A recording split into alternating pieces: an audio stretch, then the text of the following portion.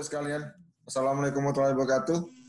Selamat malam, Bapak Ibu, Pak Iqbal yang paling ganteng, dan Mas Nanda, Mas Fadel yang lagi kecapean kayaknya itu, dan yang seger-seger, lagi semangat-semangatnya ngomongin ibu-ibu. Kalau ibu-ibu enak lah dia kuliah. Nah, pada malam ini kita akan membahas tentang teknik pengumpulan data, Bapak Ibu sekalian. Kadang-kadang di bab 3 itu teman-teman sekalian, mahasiswa, ya kadang-kadang digabung sama bab 2 sama bab 3, kadang-kadang isinya apa? Copy paste, Pak. Bab 1 pun diisi dengan replace all. Misalnya CPA diganti CPB. Nah, tapi memang yang perlu kita perhatikan ada beberapa poin lah di dalam teknik pengumpulan data, dalam pemilihan sampel, dalam pemilihan teknik pengumpulan data tadi di sini. Saya tidak akan, Bapak Ibu bisa baca langsung di slide yang sudah saya kasih saya upload di e-learning, tapi di sini saya fokusnya pada studi kasus, Bapak Ibu sekalian. Bab 3. Nah, di bab 3, Bapak Ibu sekalian, biasanya teman-teman itu ngisinya seperti ini. Ngomongnya kalau enggak kelihatan data sharingnya. Nah, biasanya seperti ini, Pak. Seperti ini. Data metodologi, ya oke lah kalau ini. Ya kan? Menurut Sugiono, Bapak ini banyak benar citasinya. Terus di bercita-cita, nah, kita masuk ke teknik pengumpulan data, Bapak Ibu sekalian. Nah, kita harus menjelaskan dulu metode penelitian kita itu apa, Bapak Ibu. Kualitatif kah, kuantitatif kah, atau mixed method kah, ya kan? Untuk untuk mendapatkan untuk mengetahui jenis responden tadi. Nah, di dalam penelitian juga, Bapak Ibu sekalian, biasanya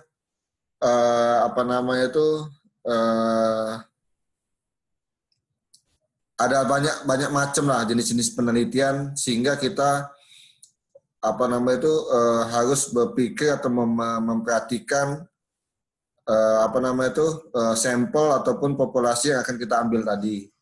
Nah, ini contoh yang biasanya terjadi di mahasiswa, Bapak Ibu sekalian. Karena ya Pak, ini mungkin waktu S1 dulu teknik pengumpulan data saya seperti ini, ya kan? Misalnya dalam penelitian ini yaitu wawancara, observasi, dokumentasi, dan lain-lain. Nah, biasanya Bapak Ibu sekalian, biasanya mahasiswa itu disebut ke galau. Nah, wawancara di mbeknya, survei dikasih, observasi laju, dokumentasi masuknya juga. Dalam arti itu nyusah ke diri dewek lah. Jangan sampai kita itu melakukan penelitian itu semua teknik pengumpulan data kita ambil, Bapak Ibu sekalian, ya kan? Kita cukup kalau memang penelitian itu misalnya kualitatif, ya kan? Kualitatif itu adalah interview. Ya cukup kita melakukan adalah wawancara, Bapak Ibu sekalian. Nggak usah kita masukkan survei tadi. Oh ya, kita sebagai introduction dulu, penelitian kualitatif, kuantitatif tadi saya definisikan dulu sebentar. Kalau kualitatif itu adalah teknik pengambilan datanya adalah wawancara, Bapak Ibu sekalian. Ya kan? Nanti ada di sesi selanjutnya ada penjelasan tentang qualitative research. Wawancara. Nah, biasanya qualitative research itu biasanya penelitian ini dilakukan itu biasanya untuk membangun suatu teori atau untuk membangun suatu konsep atau model. Karena memang mungkin penelitian yang terdahulunya sangat terbatas dalam membangun hipotesis dan lain-lain, Bapak Ibu sekalian. Jadi dibutuhkan suatu kerangka untuk membangun suatu teori tadi. Nah, biasanya kalau di informan biasanya jumlah informannya itu sangat-sangat sedikit. Ya, misal maksimal 20 informan. Informan itu sebutan untuk responden, Pak, untuk di interview, untuk di qualitative research. Kalau di kuanti itu nyebutnya responden. Nah, setelah biasanya hasil penelitian kualitatif itu akan digunakan oleh peneliti kuanti tadi, Pak, kuantitatif ataupun berdasarkan survei. Jadi untuk disebarkan lebih luas lagi,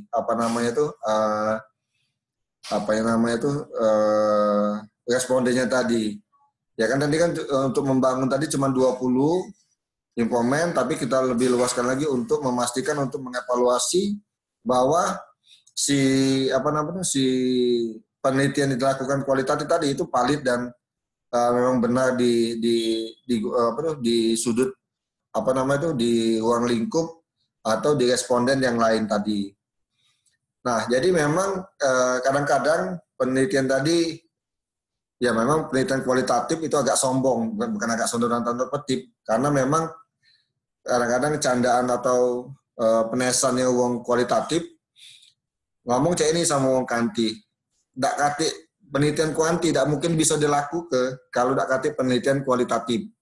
Karena memang indikator-indikator yang aku sebut ke kemarin itu, ya kan, ataupun variabel-variabel yang kita sebut ke kemarin tadi, itu tidak akan ada, Pak, kalau tidak dilakukan oleh orang penelitian kualitatif tadi.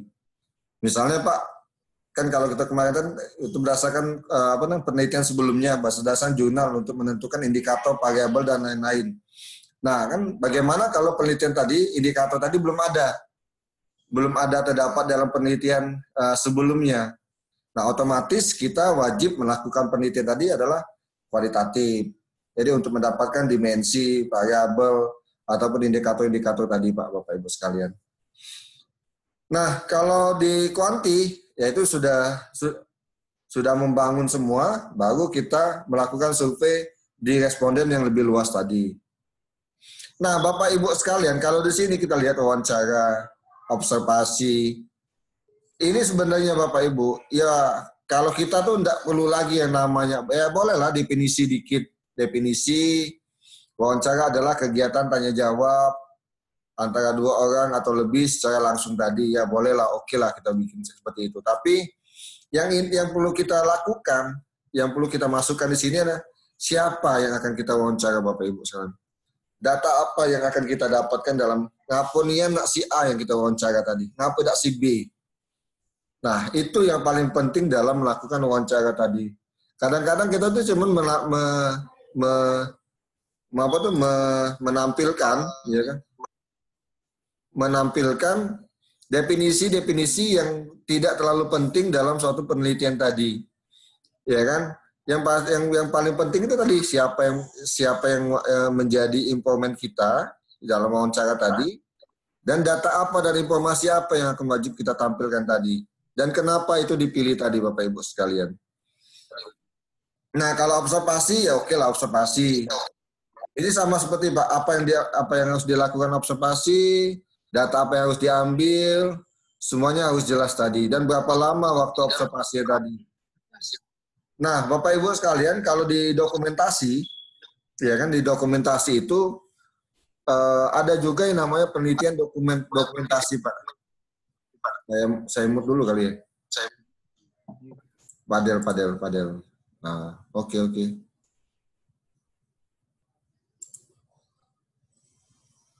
Nah, kalau penelitian dokumentasi, Bapak Ibu, saya lanjutkan. Itu biasanya ada macam-macam, Pak. Makanya kalau kemarin diskusi sama Pak Iqbal, mungkin juga data penelitian juga dari Mbak Isti, yang kalau di data penelitian itu namanya, kalau kami itu namanya adalah penelitian data time series, Bapak Ibu, 5 tahun terakhir, ya kan? 5 tahun terakhir itu kita melihat, misalnya begini, Pak. Kalau penelitian saya dulu misalnya tentang penelitian tentang penerapan green IT pada perusahaan, ya kan, dampaknya Green IT pada perusahaan. Nah, saya akan melihat data.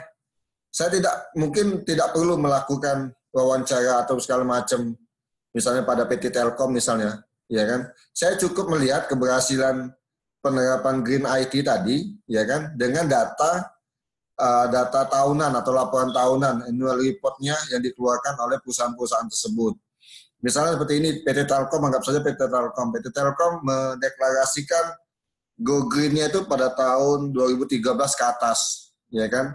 Dia mendeklarasikan. Nah, kita bisa mengevaluasi Bapak Ibu data sebelum dan sesudah, ya kan? Misalnya kita lihat dana operasional, ya kan? Dana operasional, dana perjalanan dinas dan lain-lain itu apa namanya itu berkurang enggak dalam segi operasional cost-nya, ya kan? Atau juga tagihan listriknya. Otomatis kalau dia sudah menerapkan operasional ataupun Green IT tadi, otomatis biaya-biaya tadi akan signifikan berkurang dari dana operasional tadi. Nah, itu yang bisa kita menjadi bahan evaluasi dalam penerapan Green IT. Salah satu contohnya tadi di PT Telkom tadi, Bapak Ibu sekalian. Kita tidak usah perlu lagi melakukan survei dan segala macam. Mungkin kita melihat data time series-nya tadi, data laporan 5 tahun terakhir sebelum dan sesudah tadi. Nah, kebanyakan data-data penelitian-penelitian ini itu dilakukan oleh penelitian akuntansi biasanya Bapak Ibu sekalian. Penggunaan biaya-biaya yang digunakan oleh perusahaan tadi.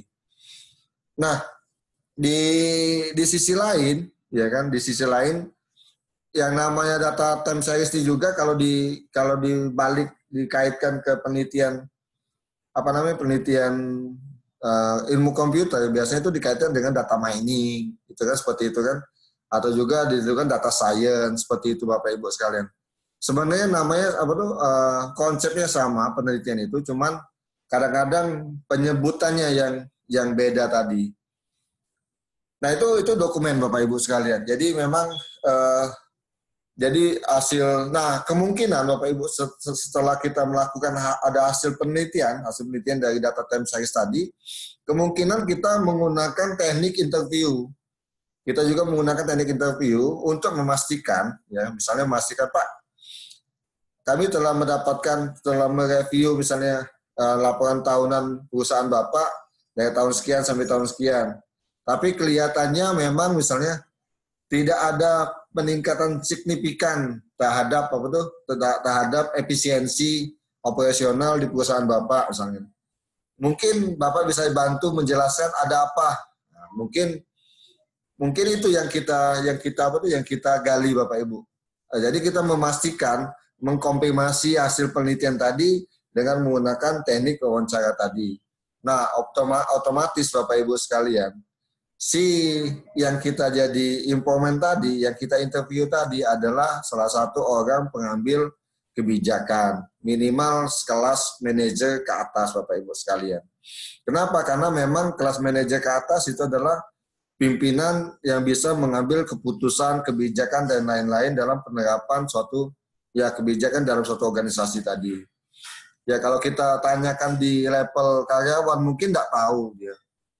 Kira-kira Bapak Ibu, kalau kenapa Green IT ini tidak optimal dilakukan di sini, kita tanyalah sama staf atau karyawan. Mungkin bisa jawab, tapi tidak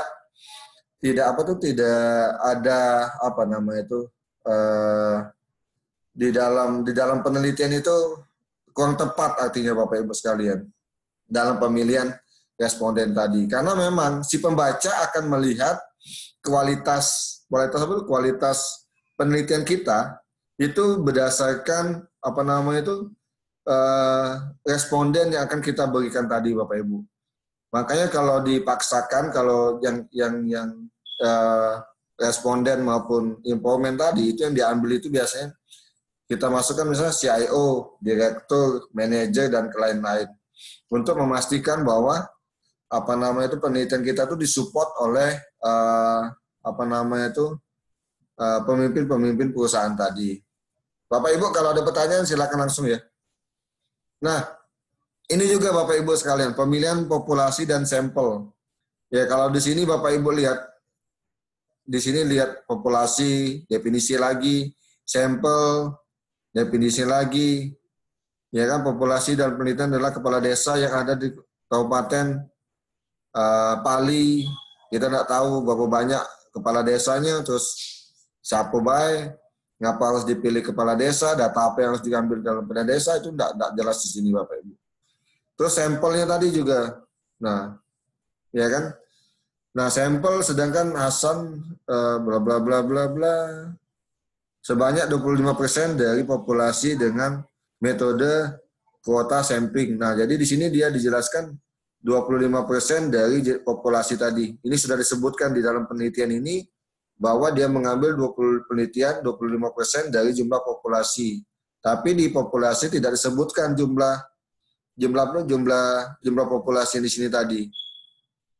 Nah, ini tahap-tahapannya tadi, ya kan, masing-masing 65 kepala desa menjadi total populasi, maka sampelnya diambil 15 desa. Nah, Bapak Ibu sekalian, 15 kepala desa juga kita wajib mengetahui bagaimana cara memilih 15 kepala desa ini, Bapak Ibu sekalian. 6 dari 65, kita pilih 15. Ya kan, dari kelas ini ada 16 kok mahasiswa. Terus aku pilih lah 4 misalnya. Aku pilih 5 lah. Suwani, Pak Iqbal, Mbak Isti, Nanda, dan Rami misalnya. Ada 5 aku pilih. Pasti yang lain, mahasiswa lain itu pasti nanya, ngapa dipilih Pak Iqbal? Ngapa dipilih Mbak Suwani sama Mas Nanda? Nah, itu menjadi pertanyaan, Pak. Ya kan? Nah, di sini dalam pemilihan tadi kita wajib melakukan karakteristik, Pak. Kita wajib menentukan, ya memang agak bias dalam penelitian itu penentuan sampel tadi. Otomatis 15 tadi kita pilih apakah yang ganteng kah?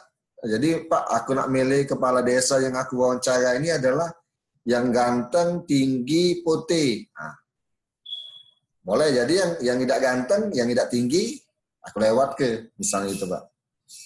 Nah, jadi kita wajib memiliki kriteria dalam pemilihan sampel kita tadi Bapak Ibu sekalian. Jangan sampai 15 ini cuma melok-melok berdasarkan keinginan hati baik atau ketemu sama si A ya sudahlah aku pilih 15. Tidak bisa kayak gitu Bapak Ibu sekalian. Kita wajib menyebutkan kriteria yang wajib dalam pemilihan 15 kepala desa ini tadi. Ya kan? Misalnya aku selalu mencontohkan seperti ini. Misalnya memilih responden mahasiswa di dalam misalnya ada judul evaluasi kualitas website di Universitas Bina Dharma misalnya gitu Bapak Ibu sekalian. Contohnya seperti itu. Saya tulis aja lah. Ya, lebih enak di sini. Nah, misalnya judulnya evaluasi kualitas website UBD. Ini Bapak Ibu sekalian. Nah, pemilihan respondennya kita menggunakan respondennya itu misalnya kita pakai adalah mahasiswa. Ya kan? Kita akan melihat persepsi mahasiswa terhadap kualitas website Bina Dharma misalnya gitu Bapak Ibu sekalian. Nah, yang pertama dulu, mahasiswa ini banyak Bapak Ibu, misalnya anggap misalnya 10.000 lah. 10.000 mahasiswa UBD. Ya kan? 10.000 mahasiswa UBD, misalnya kita menggunakan teknik tertentu atau teknik pengambilan data tertentu, dapatlah misalnya biar anak dihitung hanya misalnya 1.000. Nah, 1.000 sampel yang kita ambil tadi Bapak Ibu sekalian. Ya, seperti ini Bapak ya. Yang ini yang 1.000 yang kita akan jadikan responden, Bapak Ibu sekalian. Nah, 1.000 ini tadi, Bapak Ibu sekalian, ini kan kita kan wajib memilih, Bapak Ibu. 1.000 ini siapa sih yang kita mbak tadi? Apakah kita lakukan tadi di pintu gerbang Bina Dharma, kalau ada yang lewat, kita apa namanya itu? Kita tanyai tentang kualitas website tadi. Tidak juga begitu Bapak Ibu sekalian. Tapi kita wajib melakukan misalnya 1.000 ini Bapak Ibu sekalian. Kita kan UBD ini, aduh salah. UBD ini memiliki misalnya ada 7 fakultas. 7 fakultas. Ya kan? Fakultas Ilkom itu mahasiswanya itu 60% Bapak Ibu sekalian. Banyaknya jumlah dari 10.000 tadi. Otomatis jumlah responden yang kita ambil itu 60% dari 1.000 tadi, Pak. Otomatis responden yang paling banyak yang kita gunakan untuk mengukur evaluasi kualitas ini adalah 600 mahasiswa berdasarkan dari Ilkom. Kalau ekonomi, misalnya ekonomi misalnya 20% Bapak Ibu dari jumlah total 10.000 tadi, otomatis 20% adalah 200 Bapak Ibu, mahasiswa ekonomi tadi. Nah, ini Bapak Ibu sekalian. Jadi adalah ini salah satu metode supaya tidak terlalu bias Bapak Ibu sekalian. Nah, jangan sampai kita 1.000 ini tadi, 1.000 sampel ini, kita bagi rata semua fakultas.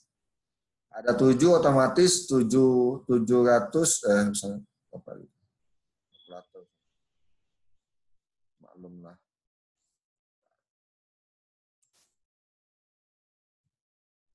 Misalnya saya cek dulu 1.000 dibagi 7. Nah, ya jadi kan dikatakan bahwa ada satu mahasiswa itu 150 lah per fakultas tadi. Nah, seperti ini Bapak Ibu sekalian. Jadi kita melihat apa namanya itu jumlah ataupun jumlah mahasiswa juga kita lihat tadi. Enak Bapak Ibu kalau jumlah mahasiswanya itu sampai dengan 150. Ada beberapa fakultas di Bina Dharma itu mahasiswanya itu kurang dari 100. Bagaimana kita akan memenuhi 150 ini tadi? Otomatis kita akan menunggu apa? Menunggu tahun depan kalau mahasiswa ada yang masuk 50 lagi tadi, misalnya gitu tadi. Ya kan otomatis kita akan menggunakan teknik market share tadi untuk menentukan jumlah mahasiswa tadi. Setelah kita dapat persentase dari setiap fakultas Bapak Ibu sekalian, ya kan, kita akan membuat kriteria tadi. Ya kan? Kita mahasiswa. Nah, mungkin ada masukan enggak? Kriteria mahasiswa yang menjadi responden kita tadi. Ada yang itu enggak? Bisa bantu enggak?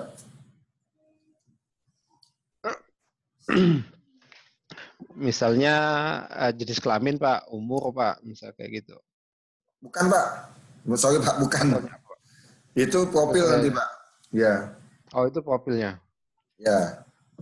Jadi kita mau memilih, mau pick up mahasiswa tadi kita jadikan sampel kita, itu wajib kita pilih dulu, ada listnya. Masuk enggak di dalam kriteria kita?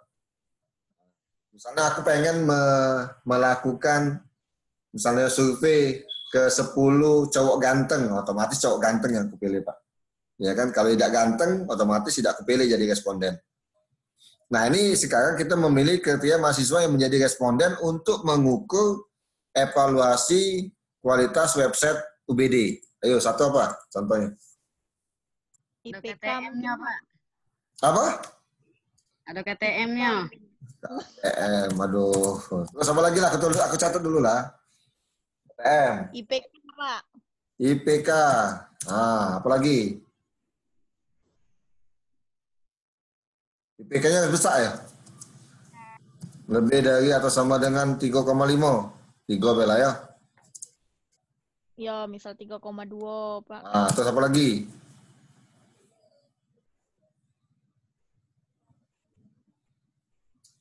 Yuk, apa lagi? Apa lagi? Nah, kan.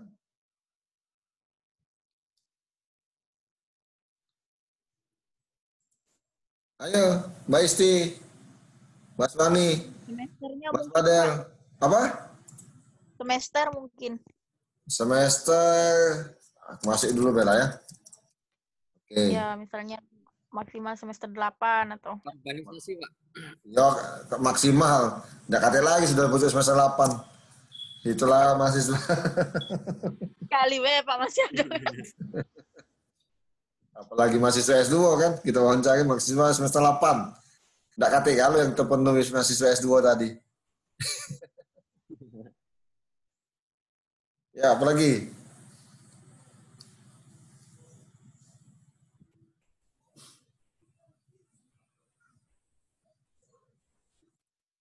Ayo, Mas Teo. Mbak Elpina sakit gigi ya? Biasanya banyak ngomong. Iya Pak, lagi sakit gigi. Tidak seriusan memang. Nah, tadi sama ada cowok yang belakang. Ada suami atau cowok tuh?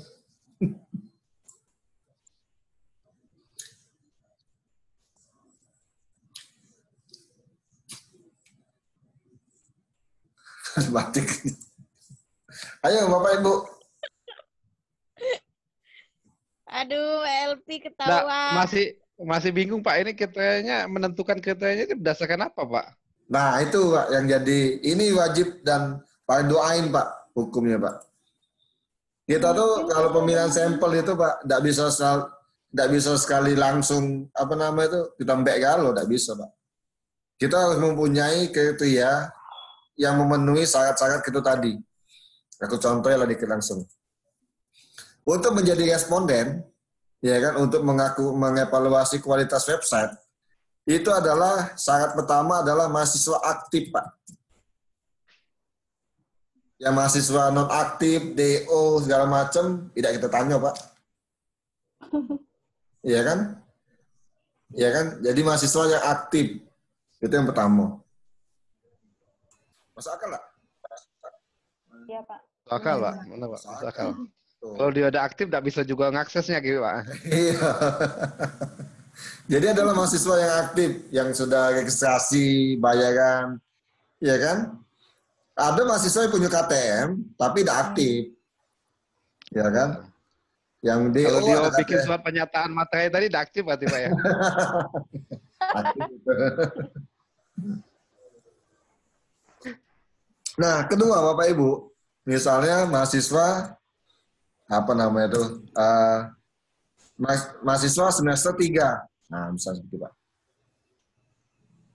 Kenapa harus semester 3 Bapak Ibu?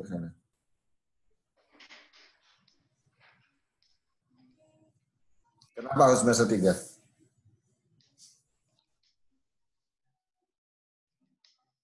Ada yang bisa jawab?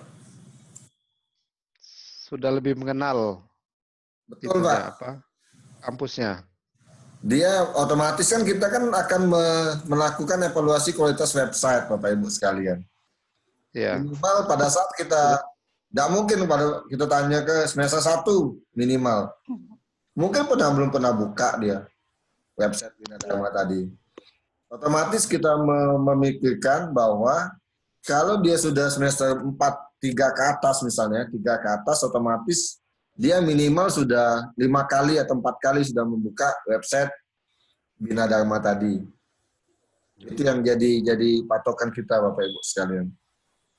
Jadi kalau IPK nggak jadi masalah juga Bapak Ibu sekalian. IPK tadi sudah apa tuh? Sudah ya percuma kalau dia IPK-nya 4, ya kan? Kalau di semester 1 belum pernah buka website mungkin nggak jadi salah satu kriteria mahasiswa yang jadi itu kita tadi Bapak Ibu sekalian. Nah mungkin kita akan memilih apa namanya itu kriteria-kriteria yang lain Bapak Ibu sekalian selain yang aku sebut ke tadi. Ini yang wajib kita pikirkan dalam pemilihan responden maupun sampel yang akan kita jadikan sebagai pengambilan data tadi Bapak Ibu sekalian. Ya, jadi memang tidak semudah yang kita bayangkan untuk mendapatkan apa namanya untuk mengambil suatu teknik pengambilan data tadi. Dan ini biasanya Bapak Ibu sekalian, ini di dalam beberapa jurnal penelitian, ini ditanyakan oleh si pengelola editor jurnal tadi. Kenapa dia akan melakukan apa namanya koreksi lah. Mahasiswa aktif semester 3, misalnya mungkin lagi apa lagi? Ada yang bisa menambahkan Bapak Ibu sekalian? Pak Iqbal, mungkin. Gimana Pak? Sorry, lagi ada itu iklan tadi Pak. Iklan. Mungkin ada yang bisa menambahkan lagi nih Pak?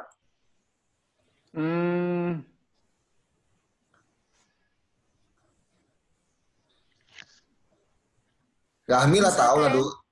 Apa? Misalnya kayak yang tadi Bapak bilang Pak, misalnya minimal 3 kali mengunjungi website gitu Pak. Oh ya boleh. Tapi kita nah tapi ini sudah aku letakkan di sini tadi Mbak Isti, sudah aku letakkan di semester 3. Apalagi ya? Kemarin ada 4, lupa aku 2-nya lagi.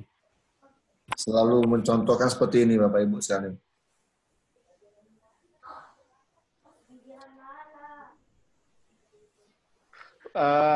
Balik lagi ke mata kuliah kemarin Pak, yang customer satisfaction Pak, kepuasan pelanggan itu mungkin Pak. Belum sampai situ Pak, gitu Pak. Itu kalau itu sudah balik ke apa nama itu rancangan riset tadi, hubungan dan literatur review tadi Pak. Sekarang kita sudah membangun konsep, sudah membangun model, sudah melakukan apa nama itu membuat kuesioner misalnya juga. Nah, tinggal kita untuk menyebarkan kuesioner tadi, ya kan? Menyebarkan kuesioner tadi, kita kan wajib milih Pak, ya kan? Teknik pengambilan data tadi. Ini judul kita, misalnya tadi kan, responden populasinya 10.000, terus kita menggunakan teknik apa nama itu teori tertentu ABC, dapatlah misalnya yang paling enak dihitung 1.000 sampel misalnya, ya kan? Misalnya tadi.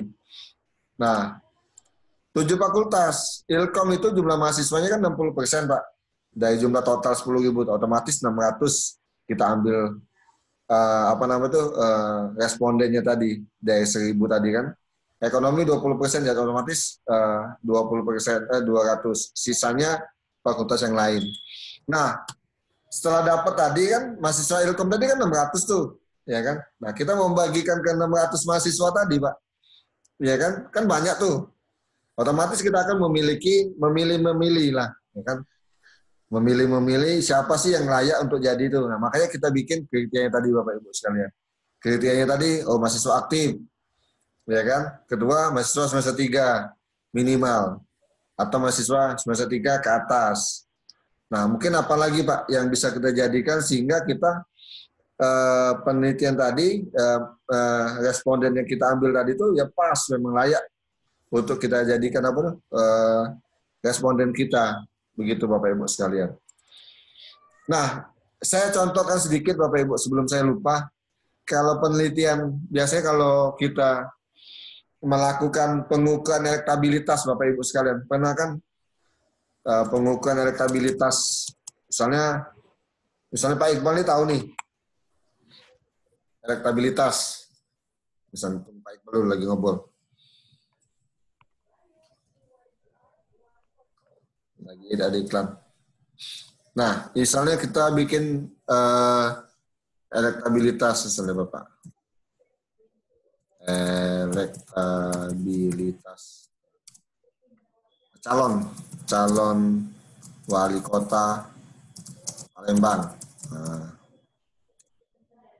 Nah, untuk melihat elektabilitas Bapak Ibu sekalian, biasanya ada teknik apa tuh? Teknik pengambilan sampelnya Bapak Ibu sekalian. Teknik pengambilan sampel di setiap kelurahan ataupun setiap kecamatan. Nah, jadi di dalam pemilihan, misalnya melakukan survei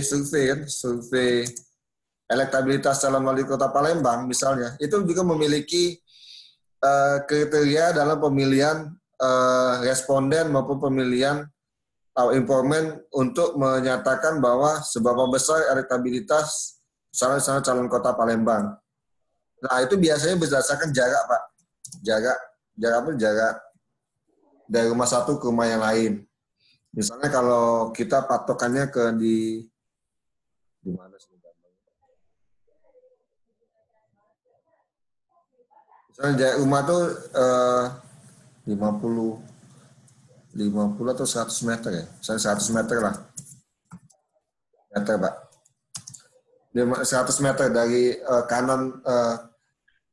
kanan dan ke kiri itu 100 meter, ataupun di depan dan ke belakang itu juga 100 meter. Jadi dianggaplah menjadi jadi satu simpul dia nantinya tuh.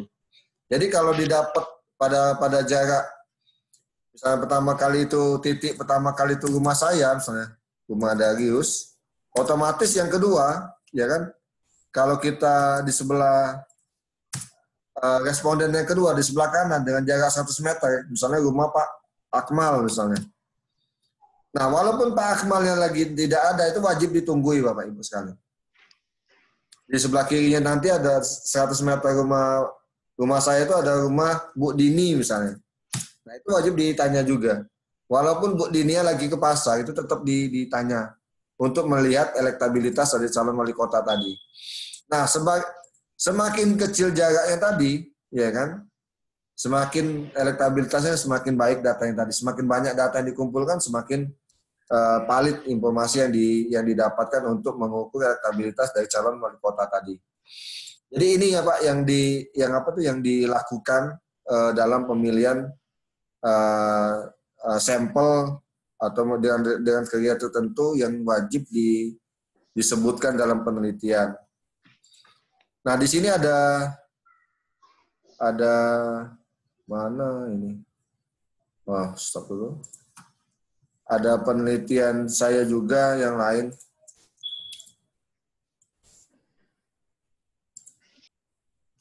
Misalnya seperti ini Bapak Ibu sekalian, ya kan? Nah, di sini ada, tadi saya cari pakai bahasa Indonesia susah, ya kan? Nah, di dalam data collection ini teknik pengambilan data, kita bisa melakukan misalnya sampel selection tadi, ya kan? Ini Pak, santai Pak.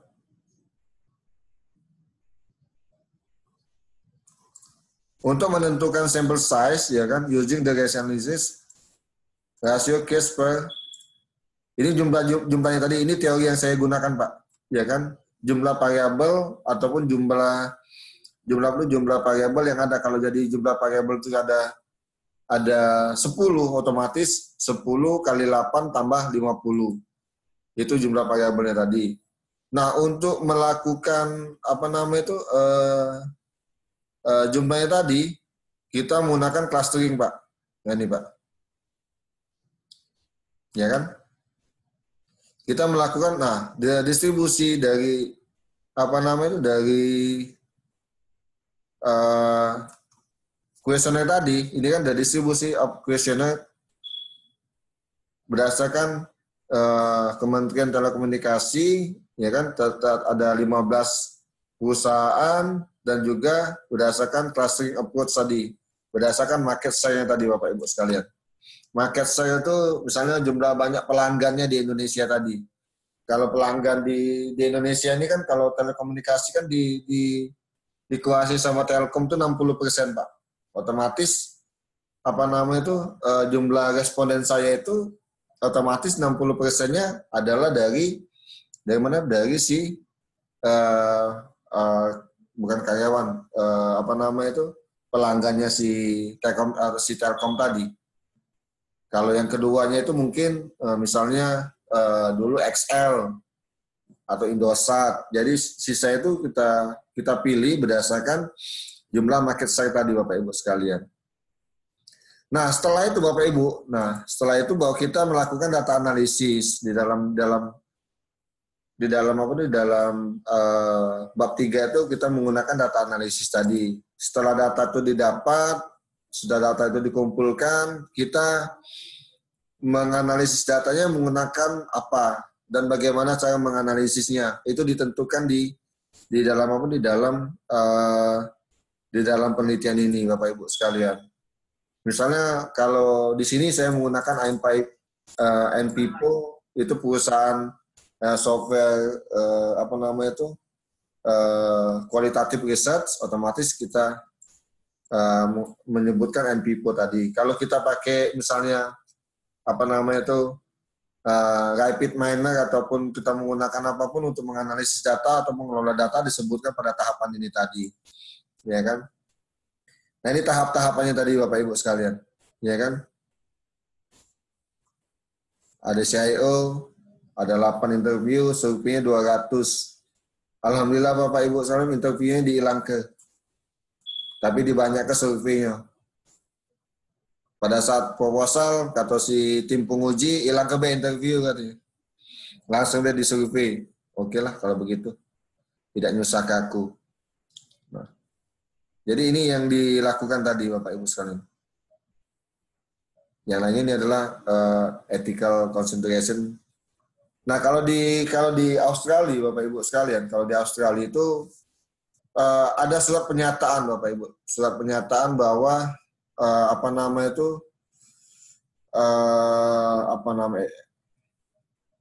etik untuk melakukan misalnya khususnya dalam pengambilan data yang melibatkan anak-anak. Itu mereka sangat concern dengan anak-anak tadi. Jadi mereka melakukan memastikan data tadi memang benar-benar data yang kita kumpulkan tadi memang valid dan sebagainya, dan itu disidangkan juga Bapak Ibu sekalian. Jadi memang untuk memastikan penelitian kita ini memang valid dan memiliki reputasi yang bagus tadi. Nah, tapi kalau di Australia pengambilan data khususnya S3 Bapak Ibu dikasih uang sekitar up to $5.000, sekitar 50 juta kemarin itu. Dan jadi kalau kita ngambil data yang balik ke Indonesia maupun di Australia itu dikasih duit dengan cara reimburse.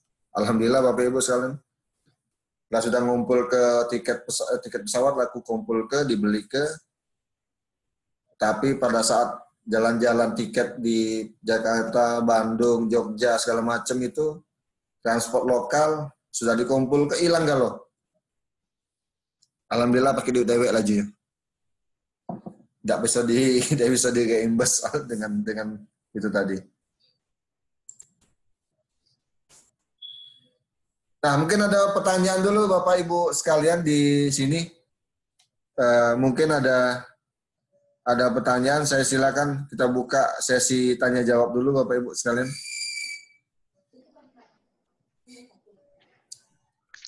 Pak, tanya Pak, saya masih agak bingung untuk menentukan bahwa apakah penelitian ini menggunakan metode kualitatif atau kuantitatif. Sebenarnya yang paling mendasar perbedaan antara kualitatif dan kuantitatif itu di bagian mana sih Pak? Maksudnya Pak, ulang lagi Pak. Perbedaan menentukan bahwa yang akan kita pakai nanti itu apakah penelitiannya itu menggunakan metode kualitatif atau kuantitatif. Perbedaan mendasar di dua metode penelitian ini di mana sih Pak perbedaannya? Nah, untuk Bapak Ibu, penelitian kualitatif sama kuantitatif nanti kan kita bahas Bapak Ibu. Pertemuan selanjutnya kita bahas ya kan tentang kualitatif sama kuantitatif juga. Tapi saya kasihkan gambaran Bapak Ibu sekalian. Yang pertama tadi kan biasanya kan ada yang saya sebutkan pertama kali tadi, ada penyiasan ruang kualitatif tadi. Kualitatif itu dilakukan jika Bapak Ibu sekalian tidak terlalu banyak penelitian di bidang yang akan kita lakukan. Kalau itu yang pertama kali alasannya itu, mereka akan membangun suatu grounded theory atau membangun teori dari dalam suatu ilmu misalnya gitu tadi. Nah, jadi setelah untuk melakukan penelitian kualitatif tadi biasanya kita menggunakan teknik wawancara tadi, wawancara A, wawancara B untuk mendapatkan variabel ataupun faktor, dimensi dan indikator-indikator untuk penelitian selanjutnya tadi Bapak Ibu sekalian. Itu yang pertama Pak. Nah biasanya juga penelitian kualitatif ini Bapak Ibu sekalian, biasanya kalau ada juga yang jumlah respondennya tuh sedikit Bapak, biasanya Pak. Jumlah respondennya tuh sedikit dan susah ditemukan. Kalau tadi kan enak Pak, misalnya mahasiswa Bina Dharma, nggak usah dicari-cari lagi, banyak Pak dapet Pak. Ya kan, mahasiswanya banyak, terus mudah didapat misalnya. Nah tapi kalau kadang-kadang kita tuh mencari responden atau informan, kadang-kadang kita nggak tahu lokasi ada berapa banyak jumlah responden tadi ataupun informan yang akan kita dapat, dan letaknya pun di mana nggak tahu juga Pak. Itu Pak. Nah biasanya ada satu contoh dari teman saya dulu yang selalu saya sebut berulang-ulang, yaitu melakukan penggunaan information system atau software dalam jadi dia tuh melakukan auditor yang menggunakan sistem untuk membantu si kerja auditor tadi untuk membantu pekerjaannya sebagai auditor Bapak Ibu sekalian. Nah, untuk melakukan itu tadi Bapak Ibu sekalian, kita kan nggak tahu Pak, siapa saja yang menggunakan sistem information system untuk membantu pekerjaan mereka dalam sebagai auditor tadi. Nah, teman saya itu dapatlah satu Pak. Nah, satu, misalnya sebut saja Bunga yang melakukan yang menggunakan sistem informasi X misalnya dalam melakukan untuk mendukung pekerjaan sebagai auditor. Nah, sudah dapat si Bunga tadi, dia langsung menemui si Bunga, melakukan interview, bla bla bla. Dia tanya lagi, Pak, ya Ibu, selain Ibu ada tidak teman Ibu yang menggunakan software ataupun information system untuk membantu Ibu dalam melakukan auditor? Ada Pak. Di mana Pak? Makassar 1, di Surabaya 1 katanya tadi. Oh, di perusahaan A sama perusahaan B. Nah, otomatis si perusahaan A, perusahaan B tadi, misalnya si Dini sama si Dita misalnya tadi, dicatatlah. Dan si teman saya tadi itu langsung terbang ke Makassar dan langsung terbang ke Surabaya Bapak Ibu. Untuk apa? Untuk melakukan wawancara lagi juga tadi. Nah, sampai ketemu sama si Dini tadi, dia lakukan melakukan interview bla bla bla bla dan nanya lagi siapa lagi pakai Pak selain si A, si B, si C.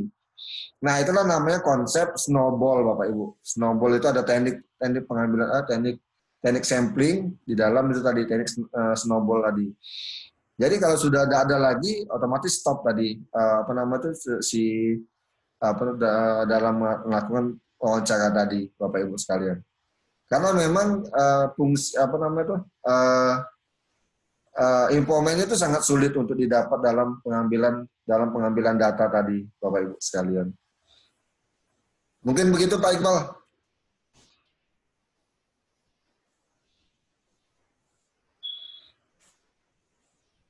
Ya selanjutnya silakan. Siapa nih?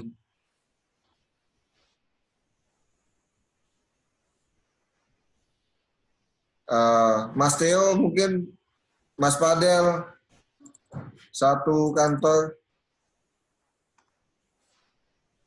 Pak, nak nanya Pak. Boleh Mbak Alpa. Tentang analitik data Pak. Analitik data terus? Ya, analitik data itu metode pengolahan data Pak.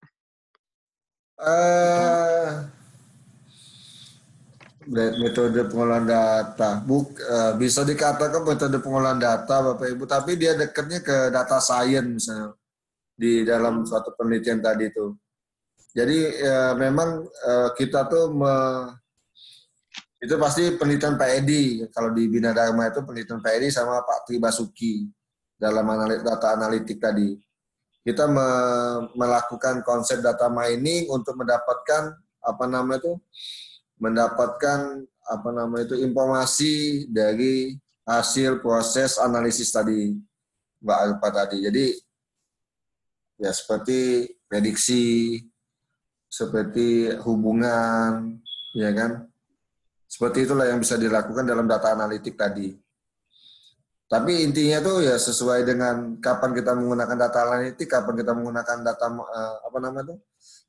data science, metodenya tadi, kapan kita menggunakan teknik data analitik, data mining dan lain-lain itu tergantung dengan tujuan tadi. Dan biasanya kalau saya kan background-nya kan kuantitatif itu, quantitative research, otomatis penelitian saya arahnya juga ke kuantitatif. Penggunaan toolsnya teorinya pakai metodenya pakai SAM, toolsnya pakai AMOS sama SPSS. Itu bisa juga melakukan prediksi, bisa melakukan mengidentifikasi hubungan. Cuman sumber datanya yang beda, Pak. Kalau kuantitatif tadi kan sumber datanya kuesioner, ya kan? Kalau data analitik tadi bisa melakukan, misalnya mengambil data-data dari online, misalnya data dari sosial media untuk melihat sentimen masyarakat terhadap Bina Dharma. Tidak usah lagi ditanya kuesioner siko-siko, tapi langsung menggunakan data, misalnya data Twitter, bisa menggunakan data Facebook, bisa menggunakan data koran online dan lain-lain, Bapak Ibu sekalian. Kalau dulu kan kita harus turun ke lapangan, seperti saya sebagai orang kuantitatif turun ke lapangan menggunakan kuesioner yang person to person untuk mendapatkan informasi tadi tentang sentimen masyarakat tentang Bina Dharma. Tapi kalau sudah sekarang ini kan sudah dilihat sudah menggunakan data sudah banyak digunakan di internet, ya tinggal data itu yang kita ambil tadi. Jadi tidak usah lagi turun ke lapangan. Begitu Mbak Alpa. Beda Pak ya sama analisis sana. Beda datanya Mbak. Kalau aku lihatnya, kalau aku pribadi lihatnya sebenarnya itu sentimen itu bisa dilakukan menggunakan interview, bisa dilakukan, Mbak. Bisa juga dilakukan dengan and people itu bisa melihat sentimen juga. Sentimen dengan melakukan wawancara segala macam tadi. Tapi memang pada umumnya si data analitik tadi dia menggunakan data-data yang sudah ada online, ya kan? Dengan menggunakan sosial media dan lain-lain.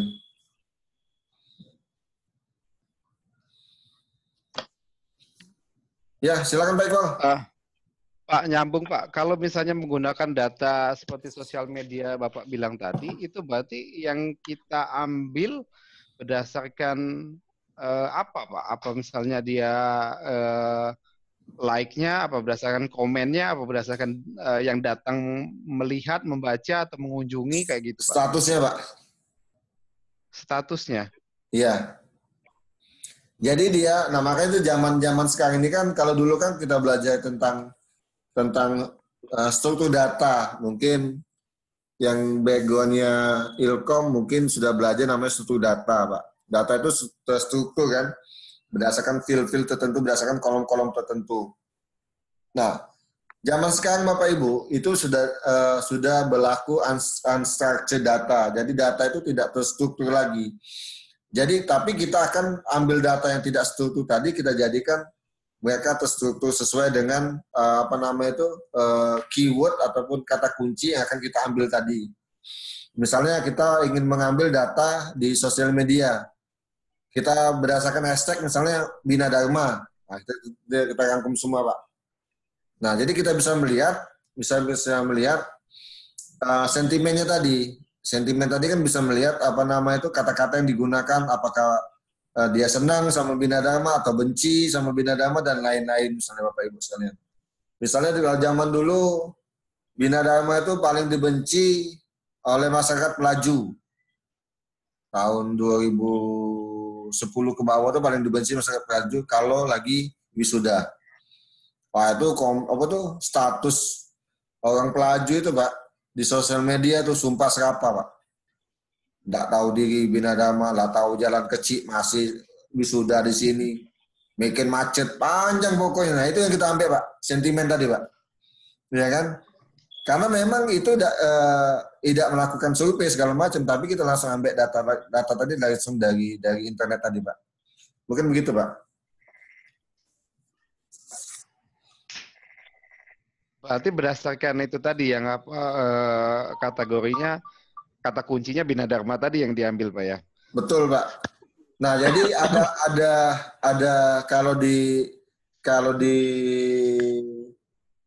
Bina Dharma itu ada namanya ada softwarenya namanya tuh Pentaho Pak. Mungkin si kami tahu tuh Pentaho.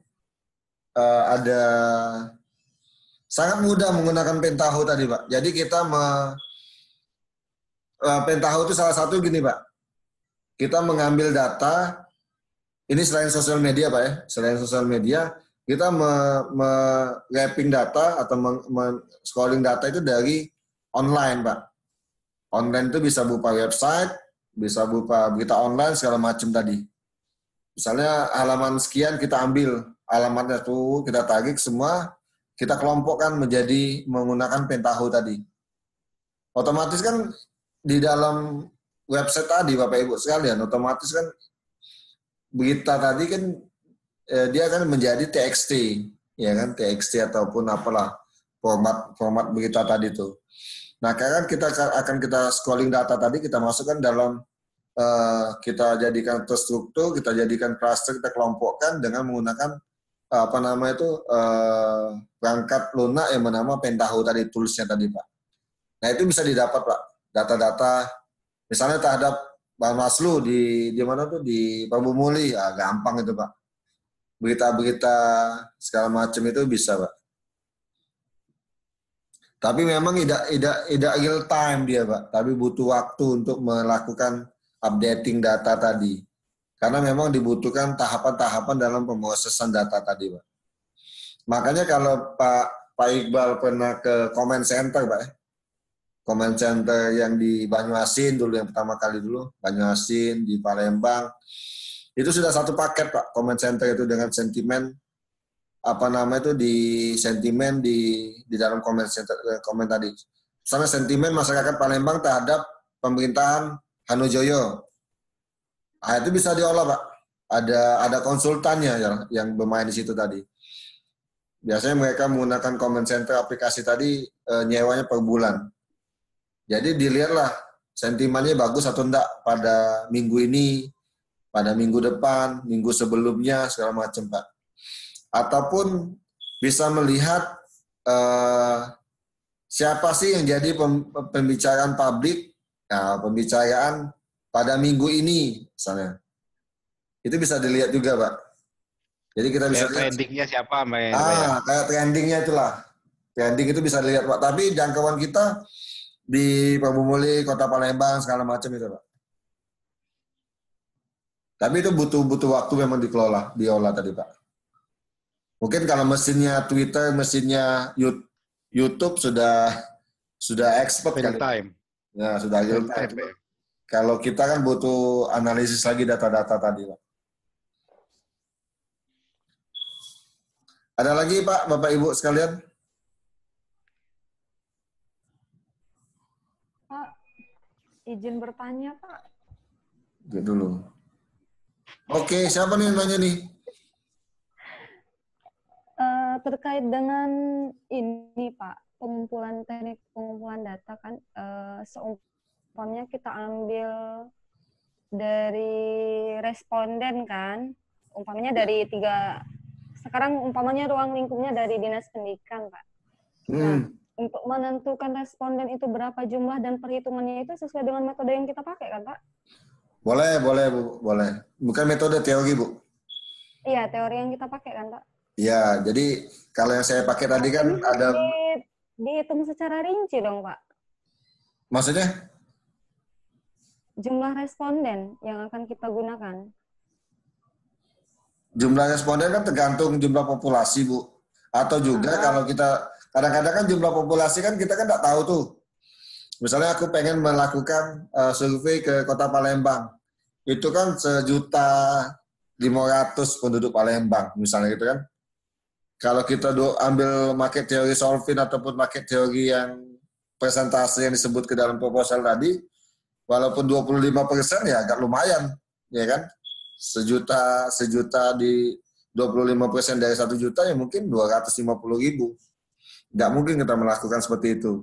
Nah, tapi ada juga teori lain yang menyebutkan misalnya berdasarkan perhitungan jumlah variabel dan jumlah faktor yang akan digunakan dalam tahap analisis tadi. Seperti itu, Mbak Elvina. Dapat gangguan malam ini saya.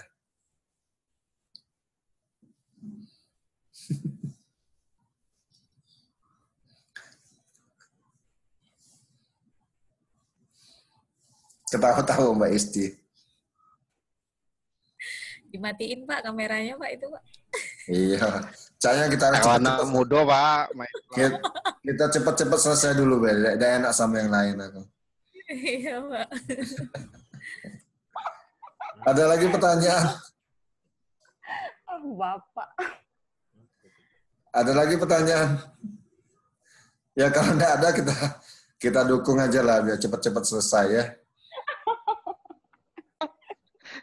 Yang jomblo jangan diambil hati ya. Ya Allah, Bapak ini. Ya ini resikonya belajar online lah. Harus mengabaikan kepentingan lain dulu lah. Nah mungkin itu saja dulu Bapak Ibu sekalian ya. Besok mungkin saya akan langsung bahas tentang kualitatif sama kuantitatif secara umum lah untuk apa tuh? Untuk melihat perbedaannya tadi, ya kan? Mungkin saya akan jelaskan bagaimana membangun kuesioner tadi, bagaimana membangun pertanyaan-pertanyaan di dalam. Otomatis kan kalau kualitatif kan otomatis kita akan melakukan kuesioner Bapak Ibu sekalian. Kalau di kualitatif kita akan membuat daftar pertanyaan. Kebanyakan mahasiswa-mahasiswa itu dalam melakukan wawancara itu masing-masing, ya betul masing-masing dalam membuat daftar pertanyaan tadi. Nama Bapak siapa? Umur berapa? Misalnya tadi kan. Itu daftar pertanyaan itu Bapak Ibu sekalian itu ada berdasarkan literatur sebelumnya waktu kita lakukan di tahapan bab 2 literatur review tadi Bapak Ibu sekalian. Nanti kita bahas besok insya Allah kalau tidak mati lampu lagi di rumah saya. Mungkin demikian dulu Bapak Ibu sekalian. Ya kalau Pak ya siap. Darius, sebentar Pak. Sebelum ditutup Pak, ini ada itu permintaan dari teman-teman untuk format penulisan tesis Pak. Aku stop dulu. Matematika mungkin Pak. Aku stop dulu kuliah ini, sudah ini agak baru kita lanjut diskusi yang lain Bapak. Oh siap. Oke. Siap, Pak. Oke, saya stop dulu, soalnya aku lihat Pak Iqbal lihat juga kan gambar-gambar yang lain sama teman-teman yang lain kan? Apa Pak? Iya kan bisa lihat kan sudah gitu. Bisa. Oke. Jadi saya tutup dulu, nanti kita sudah ini saya tutup. Wassalamualaikum warahmatullahi wabarakatuh. Ya kita diskusi yang lain Bapak Ibu sekalian. Terima kasih.